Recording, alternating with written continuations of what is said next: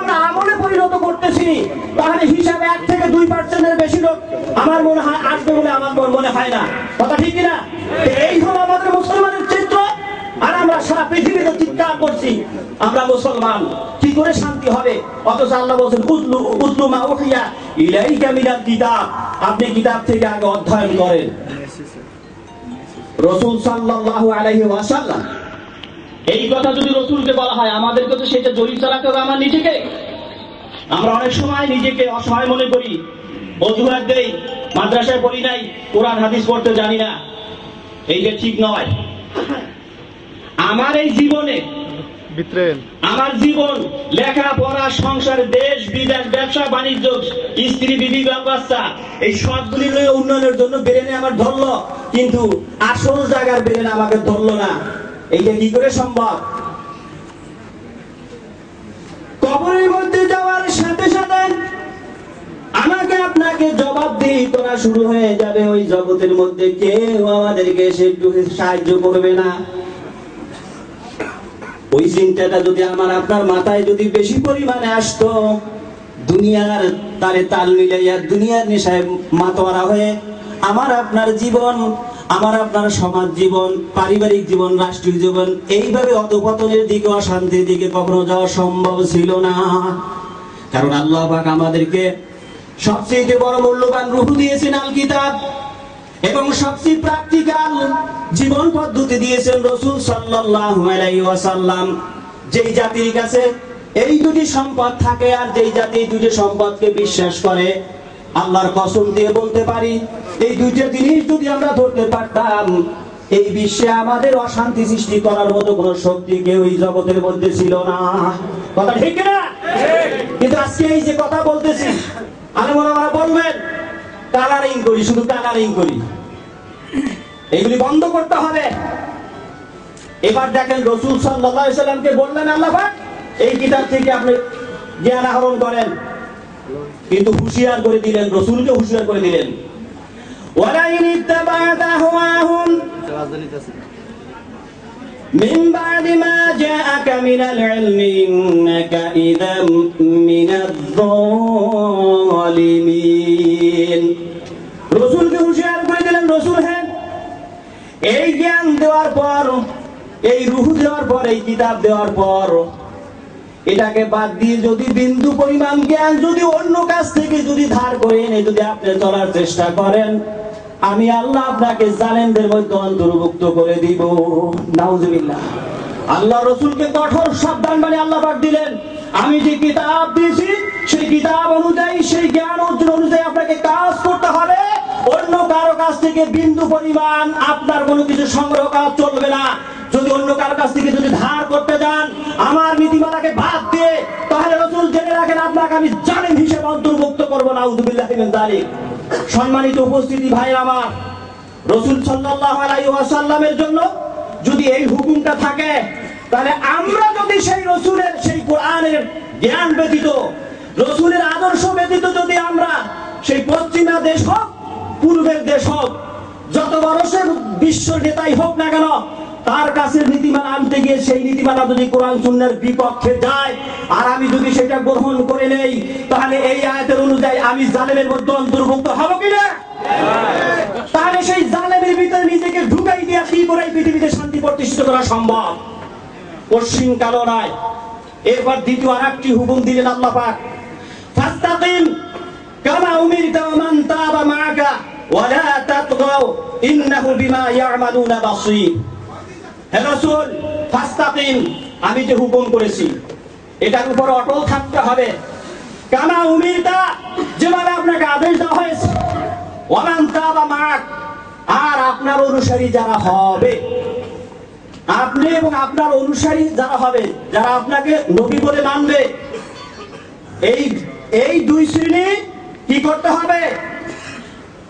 এই কোরআনের নীতিমালা অনুযায়ী সবকিছু করতে হবে। ওয়ালা তাতগাউ ফি, এর মধ্যে বিন্দু পরিমাণ বাড়াবাড়ি যদি কেউ না করে। যদি বাড়াবাড়ি করতে পারো, স্বায়ত্ত শাসন আমি জমিনের স্বল্পকালের জন্য দিয়ে দিয়েছি। আল্লাহ বলছেন কেউ যদি বাড়াবাড়ি করে, সাথে সাথে আমি তাকে ওই যে পূর্বের জাতির মতো আশ্রয়া পানিতে ডুবাইয়া মারবো না, সেটা আপনার কারণেই, কিন্তু ইন্নাহু বিমা ইয়ামালুনা বাসীর, কিন্তু আমি আল্লাহ কিন্তু সবকিছু দেখতেছি। দেখবো এক বিন্দু পরিমাণ কোন আমল আমার হিসাব থেকে বাদ আমি দেব না, আমি সবকিছু দেখতে থাকবো। এইগুলি আল্লাহ রসুলকে হুঁশিয়ার দিয়ে দিলেন। রসুল সাল্লাল্লাহু আলাইহি সাল্লাম এইগুলি মেনে নিলেন। মেনে নেওয়ার পরে এইবার আল্লাহ পাক ঘোষণা করলেন, আমি আপনাকে বিশ্বের একমাত্র নেতা হিসেবে আপনাকে ঘোষণা করলাম। সুবহানাল্লাহ। ওয়াজআলনাহুম আইম্মাতান ইয়াহদুনা বিআমরিনা وأوحينا إليهم فعل الخيرات وإقام الصلاة وإيتاء الزكاة وكانوا لنا عابدين। আল্লাহ জানিয়ে রাসূল হ্যাঁ বিশ্বনেতা হিসেবে ঘোষণা করলাম, আপনার পূর্বে আমি বহু বিশ্বনেতা পাঠাইছি, তাদের জীবনীটা এমন ছিল সেইভাবে থাকতে হবে। সেটা হচ্ছে যে আমি পর্যায়ক্রমে ওহীর মাধ্যমে আপনার কাছে আমি বাণী পৌঁছাতে থাকবো। ফিআলাল খায়রাত, মানবতার কল্যাণে কাজ করতে হবে। সবকিছু উদার করে দেওয়ার বিনিময় হলো মানবতার কল্যাণে কাজ করতে হবে। আর এই জন্য নামাজ প্রতিষ্ঠিত রাখবেন, যাকাত আদায় করবেন সঠিকভাবে। ওয়া কানু লানা আবিদিন। আর প্রত্যেকটা মুহূর্ত যতদিন বেঁচে থাকেন আপনি এবং আপনার অনুসারী যারা দাবি করবে, এদের জীবনী প্রত্যেকটা মুহূর্ত ইবাদতে পরিপূর্ণ থাকতে হবে, এর বিকল্প কোনো পথ নাই। আল্লাহু আকবার। আজকে আমাদের জীবন কি সব জায়গায় ইবাদত হিসেবে পরিণত হচ্ছে? এই যে বসে আছি আলহামদুলিল্লাহ, এখন ইবাদত হিসেবে পরিণত হবে যদি নিয়ত যদি সহি থাকে। কারণ এখন আল্লাহ এবং আল্লাহর রাসূলের কথা শুনতেছি, বলতেছি, নিয়ত সহি থাকলে, ফুলুসিয়াত থাকলে প্রত্যেকটা মুহূর্ত এখন ইবাদত হিসেবে আল্লাহ গ্রহণ করে নেবেন। এখন সম্মানিত উপস্থিতি, নেতা, বিশ্ব নেতা জনাবে মুহাম্মদুর রাসূলুল্লাহ সাল্লাল্লাহু আলাইহি ওয়াসাল্লাম। নেতার প্রয়োজন কেন? নেতৃত্বের প্রয়োজন কেন? কারণ জাতির উত্থান এবং পতন নির্ভর করে নেতৃত্বের উপর, নেতার উপরে। কেউ তোর মনে কিছু করেন না যে এই যে আবার রাজনীতির কথা শুরু করছেন, নাউযুবিল্লাহ। রাজনীতি যদি আমার আল্লাহ করেন আর আল্লাহ করতে বলেন, আর নবীরা যদি করে থাকেন আর রাসূল যদি করে দেন, এটাই হচ্ছে সত্যিকারের রাজনীতি।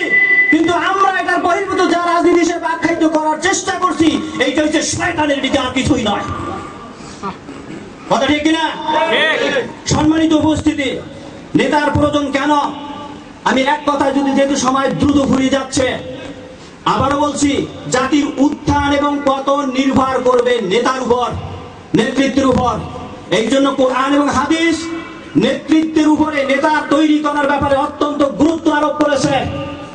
সেক্ষেত্রে আল্লাহ পাক রব্বুল আলামিন বলছেন, উদাহরণ হিসেবে বলছি, মহাসমুদ্রের মধ্যে বিশাল জাহাজের মধ্যে জাতিরা সমুদ্র পার হওয়ার জন্য জাহাজের মধ্যে পরিপূর্ণ সমুদ্র পাড়ি দিবে। হঠাৎ করে প্রবল ঘূর্ণিঝড় শুরু হয়ে গেল।